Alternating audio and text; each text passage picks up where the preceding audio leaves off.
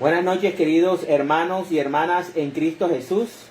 En esta noche de viernes continuamos con la misión que hemos recibido de parte del Señor, que es el estudio de la palabra de Dios. En esta noche vamos a estudiar el capítulo número 43 del libro del Génesis. Entonces, los invito a que en sus casas tomen la palabra de Dios y lo primero que tenemos que hacer es la oración de invocación del Espíritu Santo. Eso es importante. El Espíritu Santo es fundamental dentro de este ejercicio. Vamos a hacer entonces la oración de invocación al Espíritu Santo. Vamos a pedirle al Señor que nos ilumine, que nos bendiga. Luego comenzamos con la lectura del capítulo, lectura y reflexión. Luego analizaremos unos pequeños textos auxiliares que siempre nos ayudan a ampliar lo que queremos enseñar o lo que el Señor quiere revelarnos a través de su palabra en esta noche. Y por último, la oración final y despedida. En el nombre del Padre, del Hijo, del Espíritu Santo. Amén.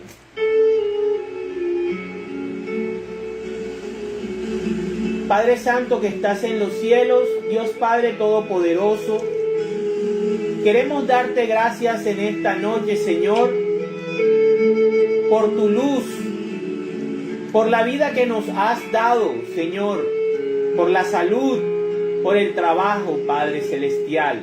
Espíritu de Dios, te pedimos en el nombre de tu Hijo Jesucristo, llena mi vida. la bendición del Espíritu Santo. Ven, Espíritu Santo, en este momento y toma posesión de este lugar. Y toma también posesión donde estemos viendo este video y donde estemos haciendo este ejercicio de amor, que es oír tu palabra. Shema Israel. Aquí estamos, Señor, para oír tu voluntad, para oír tus mandamientos, para comer de ese pan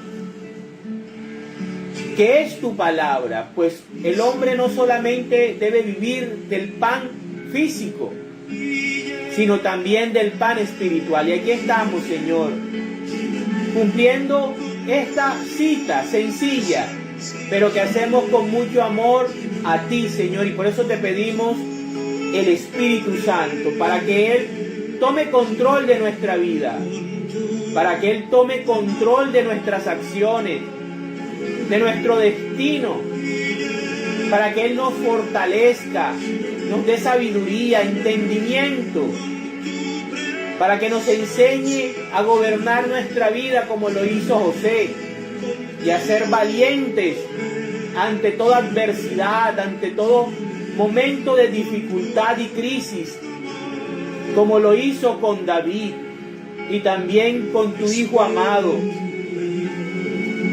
Señor, ven en este momento y llena nuestra vida, llena nuestra alma, danos consuelo. Ven, Espíritu Santo, y consuélanos, Señor, consuélanos, danos fortaleza. Pon en nuestro corazón la paz que solo tú, Señor Jesús, puedes darnos. Ven, llena nuestro hogar de tu presencia. Llena nuestro hogar, Señor, de tu poder.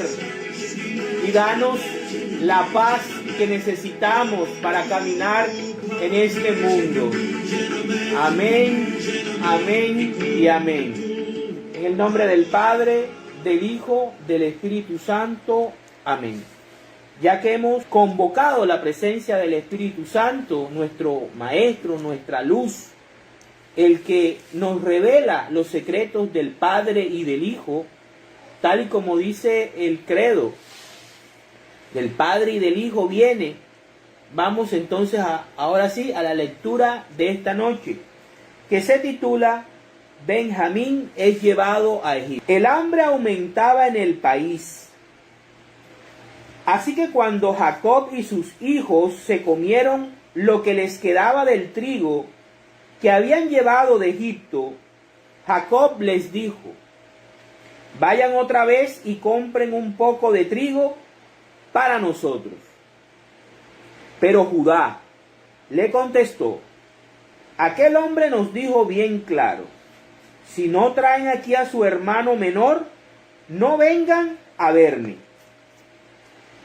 Así pues, si lo dejas ir con nosotros, iremos a comprarte trigo, pero si no lo dejas ir, no iremos.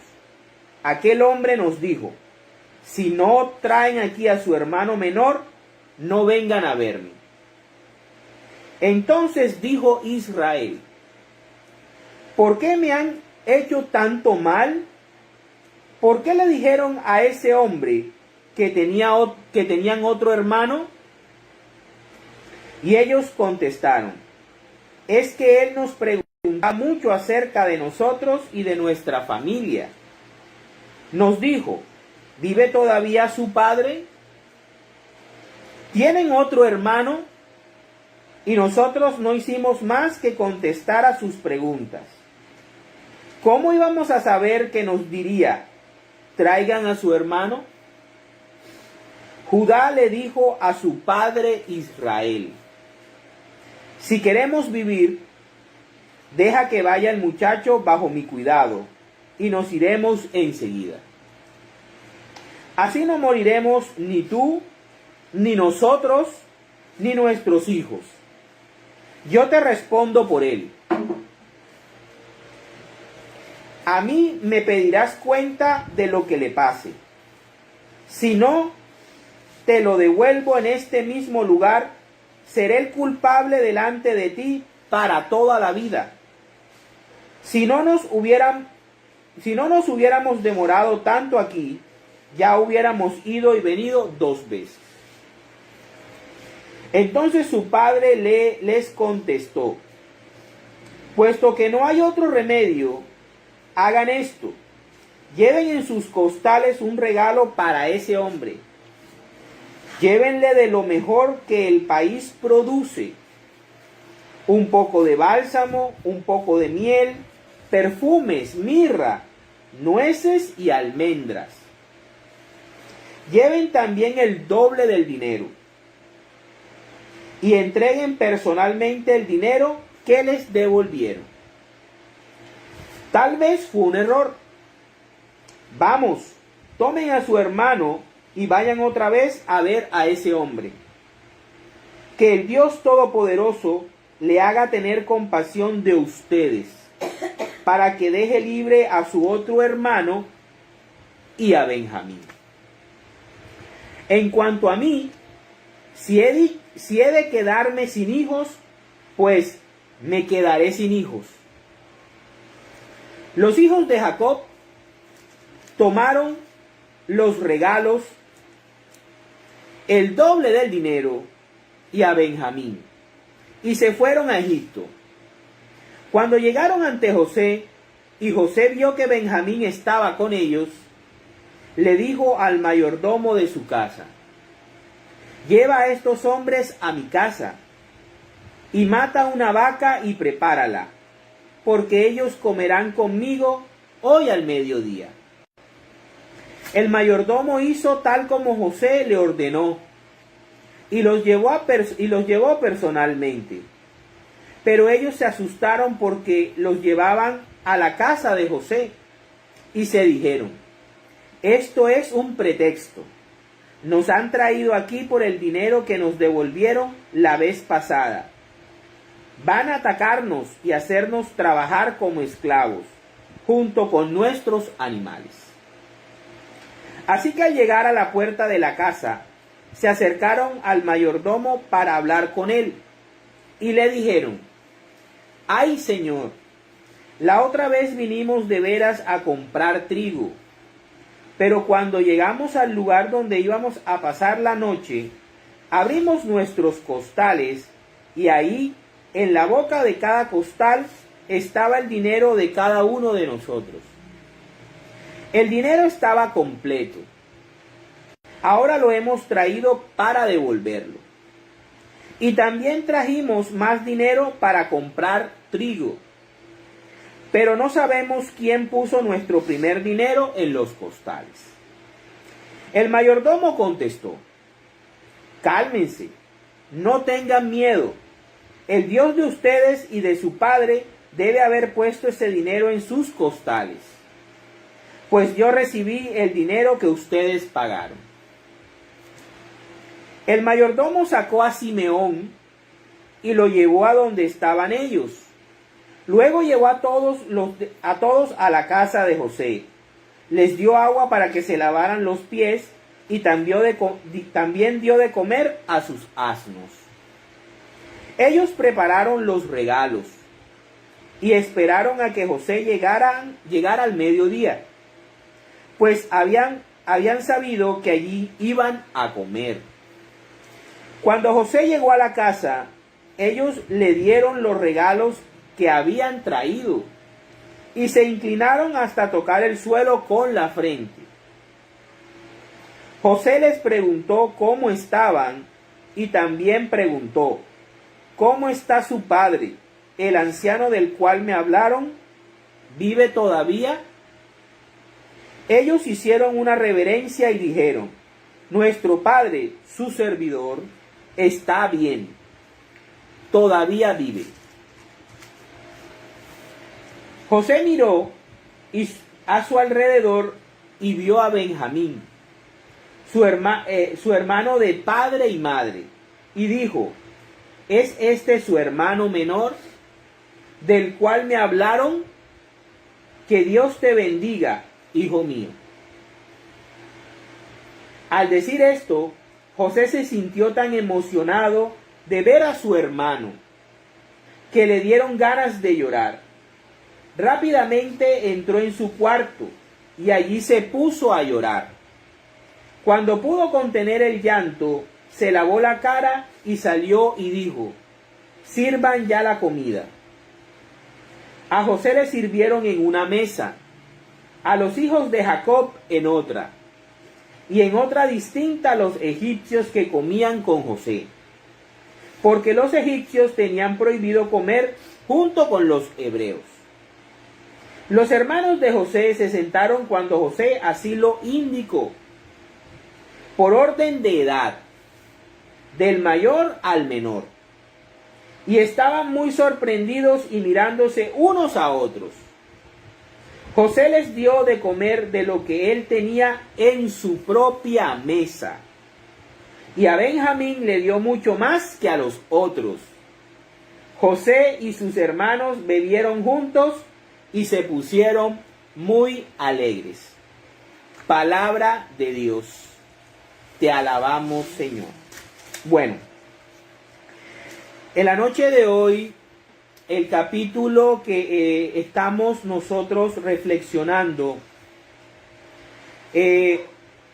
habla acerca de cómo el hambre continuaba. Hay que tener bien claro los tiempos. Desde el tiempo en que José fue vendido y llevado a Egipto, luego es puesto como gobernante de Egipto, pasaron 17 años. Él comienza a administrar a Egipto a los 30 años, ¿sí? La misma edad en la que comenzó Jesús a predicar el evangelio por todo Israel, ¿sí? Siempre nosotros debemos ver en la palabra de Dios que toda figura es una imagen, todo personaje bíblico importante, de cierta forma es una prefigura del Mesías Redentor, de Jesucristo, de nuestro Señor. Hemos visto a lo largo de este estudio cómo diferentes personajes bíblicos lo han representado de una forma u otra. Aquí vemos a José como gobernador de Egipto y como el único hombre que tenía el alimento para el mundo en ese momento. El contexto de este capítulo es que ya han pasado 7 años de abundancia. Ya los 7 años, ya José puede de que esté entre los 40 años. Ya tenga entre 37 y 40 años. Y el contexto de José en este momento, de Israel y de sus hijos, es uno muy parecido al que estamos padeciendo actualmente.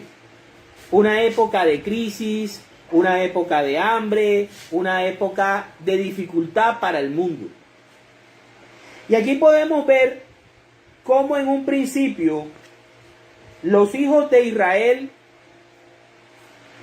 que vienen a ser los patriarcas del pueblo de Dios, tuvieron que descender a Egipto para ir a buscar trigo. Y tuvieron un altercado con José. Nosotros tenemos que entender que José desconfía de sus hermanos. José todavía tiene que probar que sus hermanos o siguen siendo los mismos malhechores, o si la vida les ha cambiado, o si la vida los ha cambiado, si ellos han cambiado. Y es ahí cuando comienza este proceso que vamos a ver en estos capítulos siguientes, en el que ya se ha gastado todo el trigo que ellos lograron sacar de Egipto a costa de empeñar a Simeón. Tenemos que recordar esto. Simeón queda como en prenda de garantía en Egipto por parte de sus hermanos. José, sabiendo muy bien la situación de su padre, de su familia, permite que 9 de los 11 hijos o de sus 11 hermanos vuelvan con trigo y alimento, y además le mete en cada uno de los costados, le mete el dinero, ¿sí? Prueba de que la gracia de Dios es gratuita, que nosotros no podemos pagar por lo que Dios nos brinda todos los días, por lo que Dios nos da diariamente. Entonces ellos llegan otra vez a Canaán, le cuentan toda su aventura del capítulo 42, y Jacob en primera instancia se pone reacio porque le están pidiendo que para poder volver a Egipto, recuperar a Simeón, debe dejar ir a Benjamín, siendo Benjamín su hijo preferido, el hijo que le queda de la mujer que amó toda su vida, por la cual luchó, trabajó 14 años en los negocios de su suegro Labán, y es el único hijo amado que le queda. Tal vez tenga un sentimiento y un respeto por alguno de sus otros hijos, pero en primera instancia era José, que lo perdió. Durante todos estos años ha estado sin José, pensando que José está muerto, y el único que le queda como consuelo en su vejez es Benjamín. En el capítulo 42 vemos cómo Rubén, el primogénito biológico, intenta persuadir a su padre para que deje ir a Benjamín a Egipto a recuperar a Simeón y a buscar más trigo. Pero Jacob no le presta atención, ya que Rubén perdió el derecho de progenitura al pecar con Bilhá, ¿sí? Al tomar la concubina de su padre y tener relaciones con ella. Pero en el capítulo 43, un personaje renovado, un personaje que va creciendo a medida de que vamos estudiando la palabra, comienza a tomar fuerza y comienza a tomar su lugar en la historia bíblica. Y es Judá. Judá es el cuarto hijo de Lea. El cuarto hijo. Y en este instante es el que le dice a su padre, le recuerda a su padre, cuando Jacob les dice que ya se está acabando el trigo, que el hambre continúa en el mundo, que bajen a Egipto. Pero es Judá, el de la tribu, el patriarca de la tribu de nuestro Señor Jesucristo, de donde vienen los judíos, Judea, ¿sí? La tribu del rey David, quien toma la vocería y le dice a su padre que No es posible ir sin cumplir la condición que le había puesto el hombre que gobierna Egipto, que en este caso era José, pero ellos no sabían que era su propio hermano. Entonces, aquí vemos cómo Jacob le aclara a su padre que si no va el hermano menor, no los van a aceptar, ni les van a vender ni trigo ni nada, ¿sí? Entonces es ahí cuando Israel les comienza a recriminar que por qué hablaron de más, por qué le dijeron que había un hermano menor, por qué le dijeron esa información. Y es ahí como Judá sigue respondiéndole a su padre. Hay una hermosa conversación entre Israel y Judá. Y fíjense algo muy importante, porque el pueblo de Israel se divide en dos después de Salomón, en Judá y en Israel. Y se divide en 10 tribus del norte, que se conoce como el reino de Israel, con capital Samaria, y Judá, el reino de Judá, que fíjense, si no lo saben, adivinen qué tribus componían a Judá. Judá y Benjamín, las dos tribus. Los de Judá y los de Benjamín eran el reino del sur, con capital Jerusalén. Fíjense que todas las cosas en la palabra de Dios y en el plan de salvación tienen su porqué. Aquí Judá es el que toma la vocería. Por eso es que Israel al final lo nombra como el gobernante del pueblo y le da la progenitura, ¿sí? Aunque los otros beneficios de la progenitura los comparte con los hijos de José, que era su preferido. Ok, entonces él viene y le dice que si no va Benjamín, no hay trato, o sea, no lo van a dejar entrar a Egipto. Y es ahí cuando Judá toma la responsabilidad de responderle a su padre por la vida de su hermano menor. Muy diferente ocurrió en el momento. Este personaje es el que le faltó pantalones para enfrentarse a sus otros hermanos y defender a su hermano menor, José. Y fue este personaje el que propuso venderlo a los ismaelitas. Fíjense cómo Dios limpia a la persona, la redime. Aquí Judá toma la vocería por su hermano. Y no solamente pensando en Benjamín, sino también pensando en Simeón. ¿Sí? Porque tenían que ir a buscar a Simeón. Dice, si queremos vivir, deja que vaya el muchacho bajo mi cuidado. Y nos iremos enseguida. Así no moriremos ni tú, ni nosotros, ni nuestros hijos.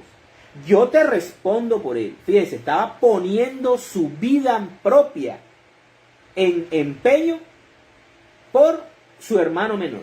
Algo que no hizo en su momento con José. No tuvo el carácter para decirle a los demás, a José no lo tocan. Aquí lo está haciendo con Benjamín. ¿Sí? Y dice, si no te lo devuelvo en este mismo lugar, seré el culpable delante de ti para toda la vida. Aquí Judá está creciendo espiritualmente. Aquí vemos cómo Judá aprendió de los errores del pasado. Aquí vemos cómo Judá le ha costado toda la vida ese error de no haber hecho nada en favor de su hermano José. Ese dolor lo lleva por dentro y es lo que lo motiva a tomar la vocería. Es más, dice, si no nos hubiéramos demorado tanto aquí, ya hubiéramos ido y venido 2 veces. ¿Sí? Él está diciéndole al papá, ve, papi, si tú dejas que Benjamín vaya, yo te respondo por él. Es más, si ya tú lo hubieras hecho, ya hubiéramos ido y venido 2 veces. No estuviéramos padeciendo esta hambre. Entonces fíjense lo que ocurre, lo que me llama mucho la atención a mí.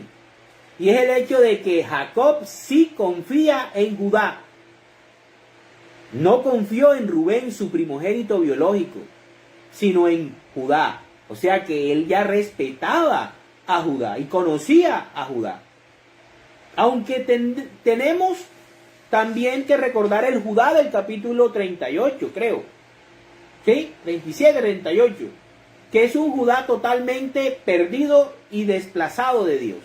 Aquí la crisis, el hambre, la culpa ha hecho que Judá crezca espiritualmente, y eso es lo que Dios quiere de nosotros, el crecimiento espiritual, el que nosotros recapacitemos, el que nosotros meditemos, el que nosotros nos demos cuenta de los errores de nuestro pasado para recuperarnos, para enderezar la vida. Dios siempre está con los brazos abiertos y con la intención de permitirnos enderezar nuestros errores. Entonces su padre le contestó: puesto que no hay otro remedio, ya no queda nada, o sea, de todas maneras, si no lo dejo ir, se va a morir también. Entonces me arriesgo mejor en que vaya, tú me lo cuidas y vuelvan contigo. Por lo menos hay una posibilidad de vida. Pero si nos quedamos todos aquí, nos morimos todos de hambre. Entonces, ¿de qué me va a servir cuidarlo? ¿Sí? Pero Jacob, siendo muy astuto y recordando lo que hizo con su hermano Esaú, ¿recuerdan? Que le mandó por delante muchas cosas. Así también hace para ganarse el favor del gobernante de Egipto. Le dice: lleven sus costales un regalo para ese hombre, lleven de lo mejor que hay en el país y lo que el país produce, un poco de bálsamo. El bálsamo es para aliviar, ¿verdad? Un poco de miel también para endulzar, perfumes, mirra. La mirra es para preparar, es algo aromático, algo agradable. Nueces y almendras para alimentarse, ¿verdad? Para como un pasaboca. Lleven también el doble del dinero. Ojo, piense cómo ellos han crecido también. Dejaron de ser esos hombres irrespetuosos, esos hombres ilegales, esos hombres violentos, a unos hombres honrados. Crecieron espiritualmente, dice. Vamos, tomen a su hermano y vayan otra vez a ver ese hombre. Que el Dios Todopoderoso le haga tener compasión de ustedes para que deje libre a su otro hermano y a Benjamín. O sea, la oración de Dios, la invocación que hacen los padres para que a sus hijos les vaya bien. La oración del padre y de la madre es muy importante. En cuanto a mí, si he de quedarme sin hijos, pues me quedaré sin hijos. A veces hay que dejar soltar, es difícil. A veces nosotros tenemos que aceptar que todo no lo podemos controlar. A veces las cosas van a pasar. A veces no sabemos por qué sucede. Solamente tenemos que confiar en Dios y tratar de que su Espíritu, por eso lo invocamos, nos explique a la manera en que lo podamos entender qué es lo que está pasando con el mundo y qué es lo que pasa con nuestra vida. Ok. Los hijos de Jacob tomaron los regalos, el doble del dinero, y a Benjamín, y se fueron a Egipto. Cuando llegaron ante José, José vio a Benjamín que estaba con ellos y le dijo a su mayordomo que lo llevara a la casa. ¿Qué es lo que hace José? José, cuando ve a su hermano, se le olvida por un momento su rabia, ¿verdad? Y tanto es la alegría que los manda a cenar con él. Eso es una simbología de lo que va a hacer Cristo con sus discípulos.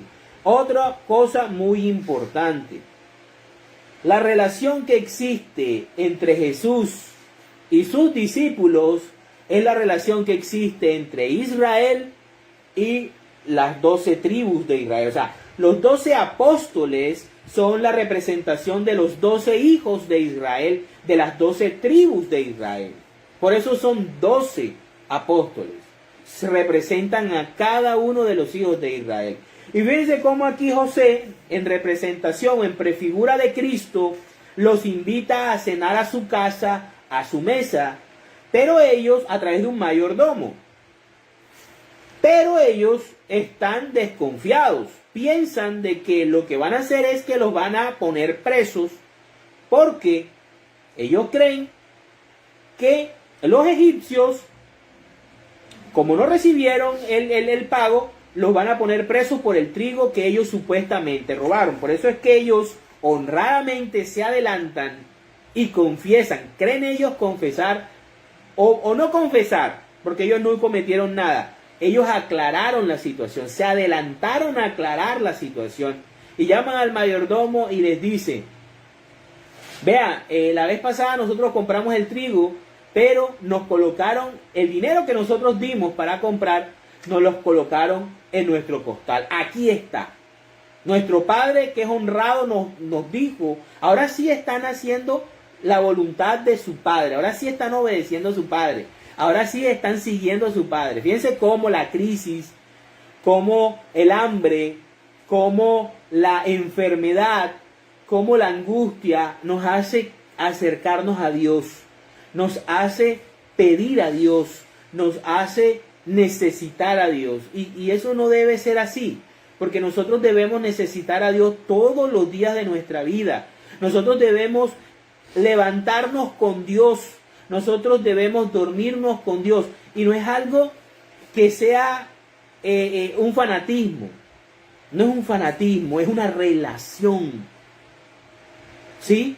Es una relación, es tener una relación con Dios todos los días, como cuando nosotros tenemos una esposa o un esposo, o a nuestros hermanos, a nuestros padres, que los vemos todos los días y hablamos todos los días y discutimos todos los días y le preguntamos cosas todos los días. Dios es todos los días, de mañana y de noche, de entrada y de salida. Tomar una decisión con Dios, ¿sí? Si estamos en una tentación, con Dios. Y eso es natural, eso es normal. El hombre fue creado y fue diseñado para vivir dependiendo de Dios. Esa es la gran realidad espiritual que nos revela la Biblia. No hay más. El hombre fue diseñado desde el Génesis hasta el Apocalipsis para que viva en comunión con Dios. Eso es todo. Vivir en comunión con Dios. Bueno, y entonces es ahí cuando el mayordomo les aclara algo muy hermoso que quiero compartir con ustedes. Dice: cálmense, no tengan miedo, nos dice el Señor. El Dios de ustedes y de su padre, recuerden, el Dios de Abraham, el Dios de Isaac y el Dios de Jacob, debe de haber puesto ese dinero en sus costales. O sea, la gracia de Dios. La gracia de Dios. Dios no necesita de que nosotros le compremos su gracia, le compremos sus bendiciones, le compremos sus milagros. ¿Saben cómo nosotros nos ganamos? Hombre, obedeciéndolo. Hombre, siguiendo sus pasos. Hombre, amándolo, como les decía ahorita, teniendo una relación con él. Ya, el mayordomo sacó a Simeón, fíjense. Y Simeón me recuerda, ¿saben a quién? Me recuerda a Barrabás. Simeón me recuerda a Barrabás. Esto de que lo sacan, que está preso, y lo sacan, ¿verdad? Y lo liberan, me recuerda a Barrabás, al presidiario por el cual Jesús toma su lugar. Jesús toma el lugar de muerte, de condenación de un asesino como lo era Barrabás. Y este Simeón era un asesino, ¿recuerdan? Cuando llegó a Siquem y mataron a todos los hombres y jóvenes de la ciudad de Siquem. O sea que pega mucho. Entonces cuando ellos llegan a la casa, cuando José llega a la casa, ellos le dieron regalos y se inclinaron hasta tocar el suelo. José les preguntó cómo estaban y también preguntó: ¿cómo está su padre? El anciano del cual me hablaron vive todavía. Él todavía, o sea, él no había perdido el amor por su padre. Él quería saber de su padre. Ellos hicieron una reverencia y le dijeron: nuestro padre es su servidor. Está bien, todavía vive. Me imagino la alegría de José.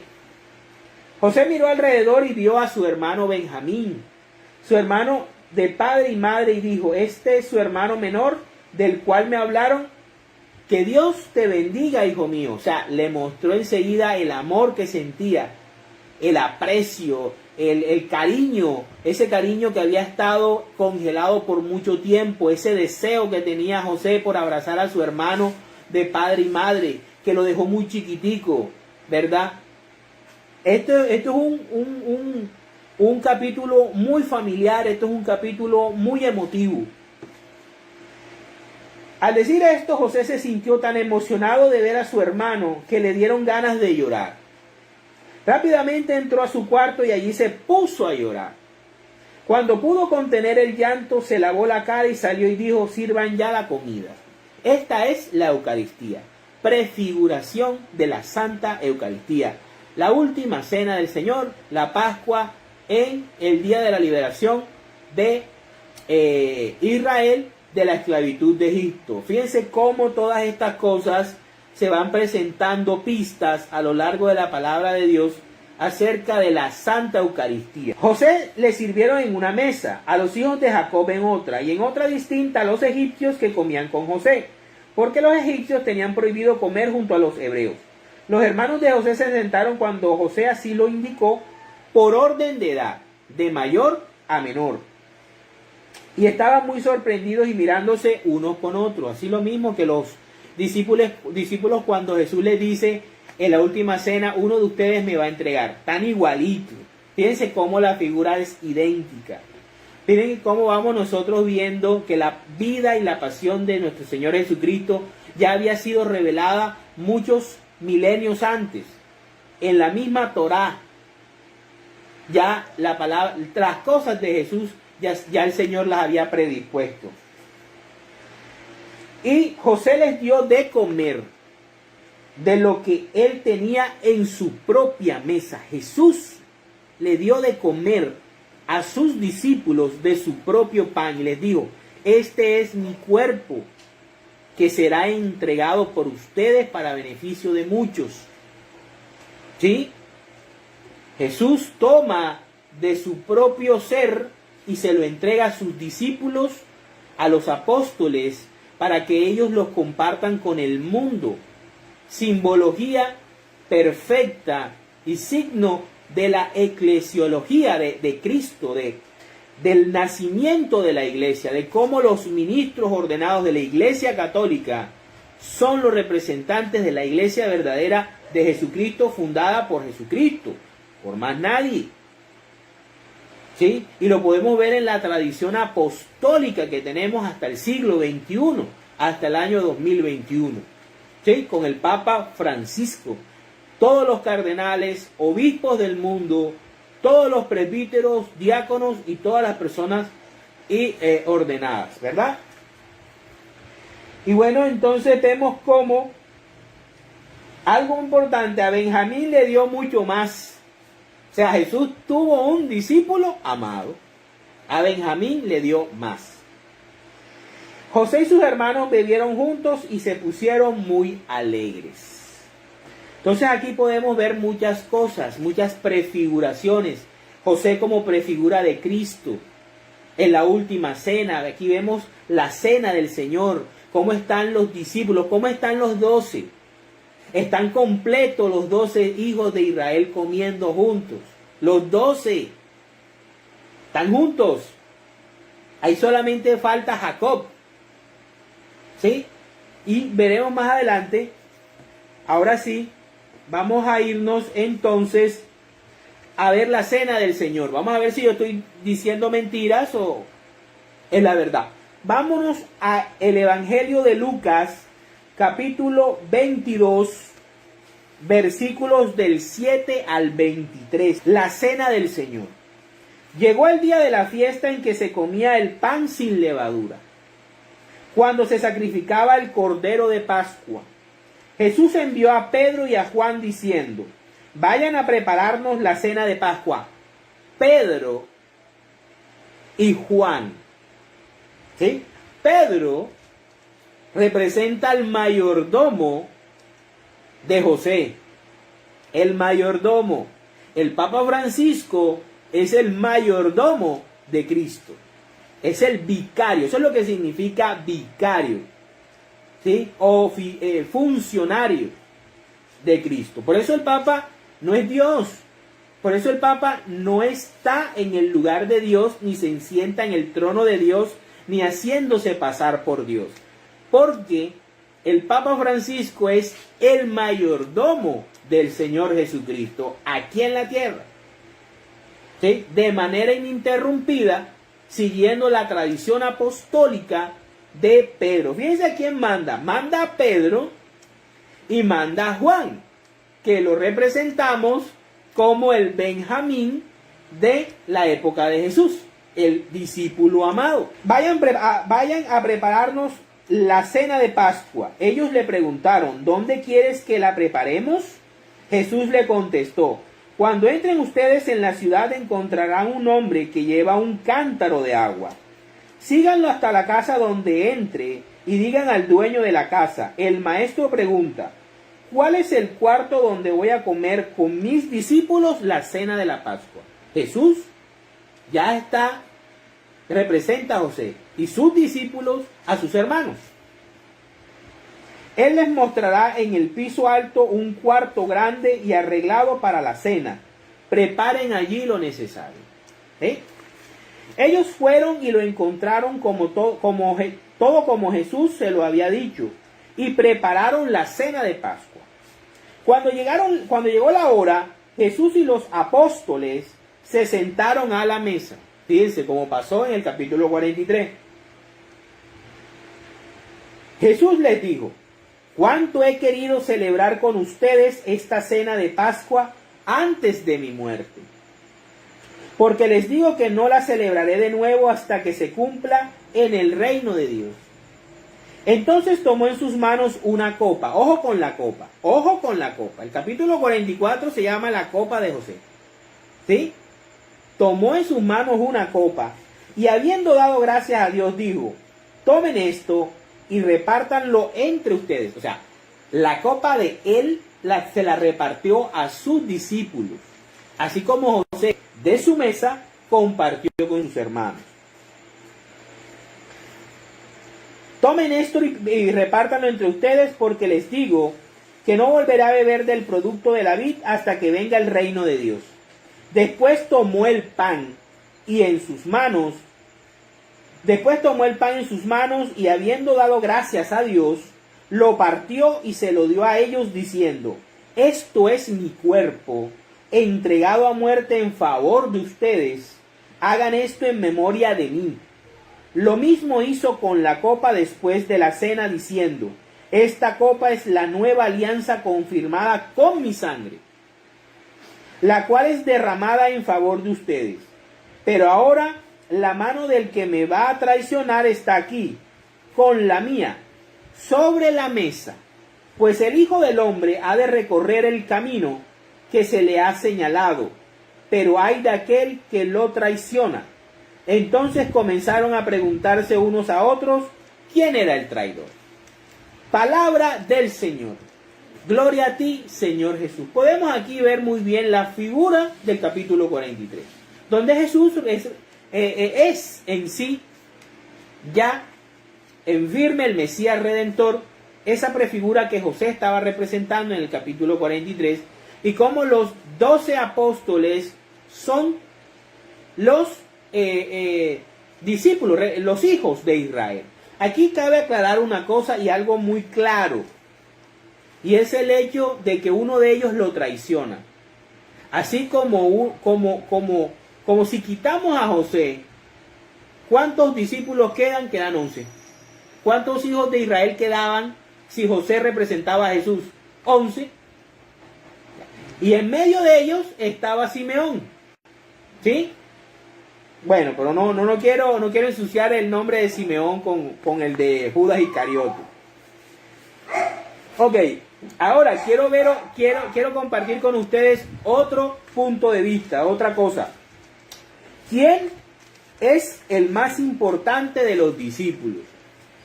Vamos entonces ahí mismo, en el capítulo 22, en el mismo capítulo 22, versículos del 24 al 30. Dice, los discípulos tuvieron una discusión sobre cuál de ellos debía ser considerado el más importante. Jesús les dijo, entre los paganos, los reyes gobiernan con tiranía a sus súbditos, y a los jefes se les da el título de benefactores. Pero ustedes no deben ser así, al contrario, el más importante entre ustedes tiene que hacerse como el más joven. Y algo les voy a decir, al que manda tiene que hacerse como el que sirve, pues ¿quién es más importante? ¿El que se sienta a la mesa a comer o el que sirve? ¿Acaso no lo es el que se sienta a la mesa? En cambio, yo estoy entre ustedes como el que sirve. Ustedes han estado siempre conmigo en mis pruebas. Por eso yo les doy un reino, como mi Padre me lo dio a mí. Y ustedes comerán y beberán a mi mesa en mi reino. Ojo con eso, ustedes comerán y beberán en mi mesa en mi reino. Y se sentarán en tronos para juzgar a las 12 tribus de Israel. Palabra del Señor. Gloria a ti, Señor Jesús. Fíjense cómo aquí también vemos la figura de todo lo que pasa en el capítulo 43. Cómo aquí ellos comienzan a decir, bueno, el Señor se va, lo van a matar. Entonces, de esto, ¿quién va a ser más importante? ¿Va a ser el mayor? ¿Va a ser el menor? ¿Va a ser fulano? ¿Va a ser sutano? Y Jesús les aclara la verdadera espiritualidad del cristianismo, la verdadera espiritualidad del catolicismo, que es el servicio. Jesús no vino para ser servido como un rey común y corriente. Vino a ser el rey de la liberación, el rey del ejemplo, el rey de la obediencia, el rey de la humildad. ¿Sí? Jesús es nuestro modelo perfecto de carácter para seguir. Tú no te quieres equivocar en la vida. Tú no quieres desilusionarte. Pon tus ojos en Jesús. Siempre pon tus ojos en Jesús. En más nadie. No que el pastor habla bonito, que hace milagros, que hace temblaje. No que el padre no sé qué. Mucho respeto por los sacerdotes, mucho respeto por esas personas que se dedican a predicar la palabra, pero pon tus ojos en Jesús. En el único que uno puede confiar plenamente es en Cristo. En más nadie. En más nadie. Solo en Cristo. Y no seremos defraudados. Para terminar, vamos a ver quién es el discípulo amado. Porque vemos muy bien que Benjamín era más favorecido, el más favorecido entre sus hermanos por José. Vámonos entonces a el Evangelio de San Juan, capítulo 21, versículos del 7 al 14 primero. Entonces el discípulo a quien Jesús quería mucho, le dijo a Pedro, es el Señor. Apenas oyó Simón Pedro que era el Señor, se vistió porque estaba sin ropa y se tiró al agua. Los otros discípulos llegaron a la playa con la barca, arrastrando la red llena de pescados, pues estaban a 100 metros escasos de la orilla. Al bajar a tierra, encontraron un fuego encendido. La barca, ellos vienen de pescar, y al llegar a la orilla encuentran un fuego encendido. ¿Y quién encendió el fuego? Jesús, el Señor, con un pescado encima y pan, pez y pan. ¿Recuerdan? La vez pasada cuando estábamos viendo el milagro de la multiplicación de los panes y los peces. Fíjense cómo en la palabra de Dios todo tiene su lógica y significado. Dice, luego Jesús se acercó, aunque Jesús les dijo, traigan algunos pescados de los que acaban de sacar. Simón Pedro subió a la barca y arrastró hasta la playa la red llena de grandes pescados. 153. Eso es un número clave. Y aunque eran tantos, la red no se rompió. La iglesia no se rompe. Aunque seamos millones, aunque seamos muchos pecadores, aunque haya sacerdotes pecadores, aunque haya muchas personas equivocadas, la red no se rompe. porque la sostiene Dios, Jesucristo y el Espíritu Santo. Jesús les dijo, vengan a desayunarse, vengan y desayunen. Ninguno de los discípulos se atrevió a preguntarle quién era, porque sabían que era el Señor, ellos lo conocían. Y luego Jesús se acercó, tomó en sus manos el pan y se lo dio a ellos. Y lo mismo hizo con el pescado, la Eucaristía, la liturgia, la misa. Esta fue la tercera vez que Jesús se apareció a sus discípulos después de haber resucitado. Palabra del Señor. Gloria a ti, Señor Jesús. Juan era el discípulo que Jesús amaba mucho. Vamos a ver ahora el mismo capítulo 21, versículos del 20 al 24. El discípulo a quien Jesús quería mucho, que en este caso Juan representa a Benjamín. Y fíjense que Juan es el más joven de todos los discípulos y es el último que muere, es el que no muere trágicamente. Y es el que recibe el Apocalipsis. Al volverse, Pedro vio que detrás venía el discípulo a quien Jesús quería mucho, el mismo que en la cena había estado a su lado y le había preguntado, Señor, ¿quién es el que te va a traicionar? Cuando Pedro lo vio, preguntó a Jesús, Señor, ¿y a este qué le va a pasar? Jesús le contestó, si quiero que él permanezca hasta que yo vuelva, ¿qué te importa a ti? Tú sígueme. Por esto corrió entre los hermanos el rumor de que aquel discípulo no moriría. Pero Jesús no dijo que no moriría. Lo que dijo fue, si quiero que él permanezca hasta que yo vuelva, ¿qué te importa a ti? Este es el mismo discípulo que da testimonio de estas cosas y que las ha escrito, y sabemos que dice la verdad. Palabra del Señor. Gloria a ti, Señor Jesús. Aquí vemos cómo claramente dentro de los discípulos de Jesús hay un discípulo amado. Fíjense por qué en la misma palabra, el mismo Génesis ya nos está diciendo por qué. Porque Jesús encuentra en Juan la representación de Benjamín.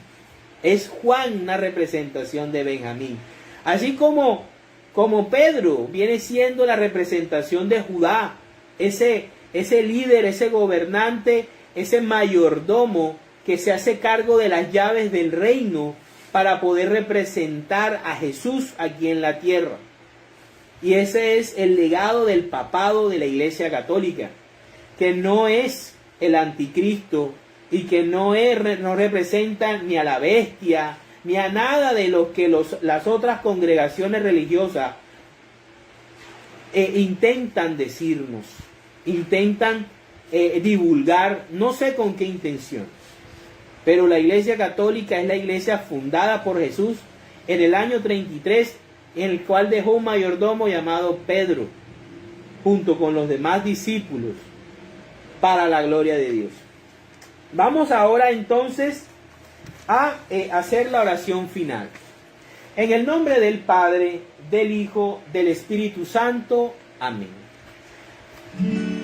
Señor, te damos gracias en esta noche por este espacio maravilloso que nos regalas, Dios mío. Gracias, Señor, por compartir con nosotros tu palabra, por brindarnos tu Espíritu Santo que tanto necesitamos, Señor. Nosotros necesitamos del Espíritu Santo, necesitamos de su presencia en nuestra alma, necesitamos de su fuerza, de su poder, de su guía. En verdad necesitamos que el Espíritu Santo tome posesión de nuestro ser, de nuestro hogar, de nuestra vida entera, para que Él guíe nuestros pasos, para que Él apaciente nuestro espíritu, nuestros miedos, nuestras dudas, nuestras preocupaciones, para que nos permita soportar las pruebas, las enfermedades. para que no perdamos la confianza, aún en medio del hambre, del mundo lleno de maldad, Señor, de inseguridad. Necesitamos al Espíritu Santo para que nos dé fuerza y nos dé valentía como David cuando enfrentó a Goliat. Ven, Espíritu Santo, en esta noche y reina en nuestros hogares. A ti, Virgen Santa, te damos gracias por acompañarnos siempre, por estar con nosotros, la llena de gracia, la llena del Espíritu Santo. El mayor ejemplo, ella, su ejemplo de humildad, obediencia y docilidad al Espíritu Santo. Seamos como ella. Ella lo que quiere es que sigamos a su Hijo, escuchemos a su Hijo. Y ella es feliz. Con que tú y yo sigamos a Cristo, ya ella es feliz. Hasta la próxima.